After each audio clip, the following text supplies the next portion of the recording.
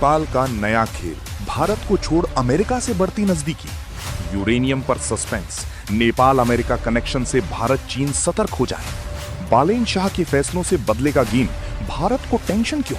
नेपाल जो हमेशा भारत का सबसे करीबी पड़ोसी रहा, क्या अब वही नेपाल एक ऐसा कदम उठाने जा रहा है जिससे दिल्ली ही नहीं बीजिंग भी चौकन्ना हो जाए?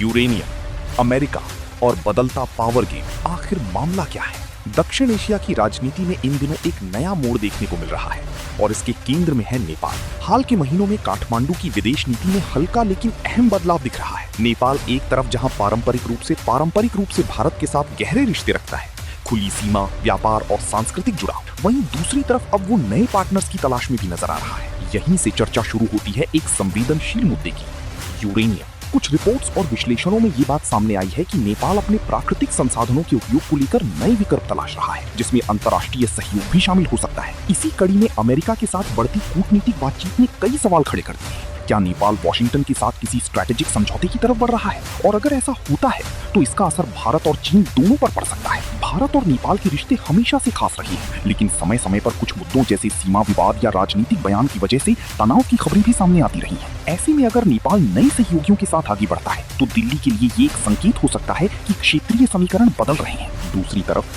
चीन भी नेपाल में अपना प्रभाव बढ़ाने की कोशिश कर रहा है, इंफ्रास्ट्रक्चर, निवेश और कनेक्टिविटी प्रोजेक्ट्स के जरिए। ऐसे में नेपाल अगर अमेरिका के साथ भी करीब आता है तो ये तीनों ताकतों के बीच एक नया संतुलन बनाने की कोशिश भी हो सकती है। हालांकि अभी तक यूरेनियम को लेकर किसी बड़े समझौते की आधिकारिक पुष्टि नहीं हुई है, लेकिन जिस तरह से कूटनीतिक गतिविधियां तेज हुई हैं, वो ये जरूर दिखाती हैं कि नेपाल अपनी विदेश नीति में ज्यादा विकल्प खोल रहा है। तो क्या नेपाल एक नया मल्टी बैलेंस गेम खेल रहा है? क्या भारत को अपनी रणनीति बदलनी पड़ेगी? और क्या चीन इस बदलते समीकरण को चुनौती देगा? आने वाले वक्त में ये सवाल और बड़े हो सकते हैं, क्योंकि यहाँ सिर्फ नेपाल की बात नहीं है, बल्कि पूरे क्षेत्र की पावर बैलेंस की बात है।